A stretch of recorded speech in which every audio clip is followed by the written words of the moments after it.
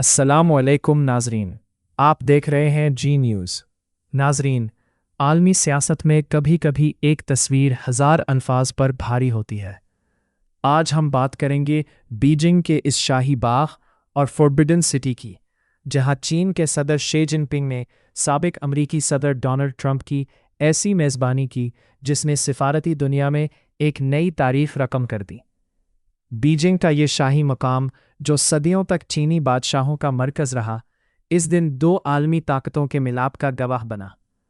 सदर Xi Jinping ने Trump को इस तारीखी बाग की सैर करवाई, जहां कदीम चीनी फ़न तामीर और खामोश झीलें एक अजीब सहर तारी कर रही थी।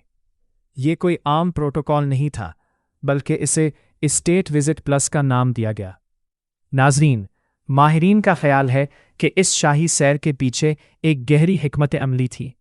चीन ने ट्रंप को अपनी हज़ारों साल पुरानी तहजीब दिखाकर ये पैगाम दिया कि चीन महज एक मुआशी ताकत नहीं, बल्कि एक कदीम और मजबूत सल्तनत है। शाही बाग की इस सैर के दौरान दोनों रहनुमाओं को रिवायती चीनी चाय पीते और गैर रस्मी गुफ्तगू करते देखा गया, जिसने दोनों ममालिक के दरमियान जमी बर्फ़ पिघलाने में अहम किरदार अदा किया। दिलचस्प बात यह है कि इस दौरे में सदर ट्रंप ने अपने पोते पोतियों की चीनी ज़बान में गाने की वीडियो भी दिखाई, जिसने माहौल को मज़ीद खुशगवार बना दिया।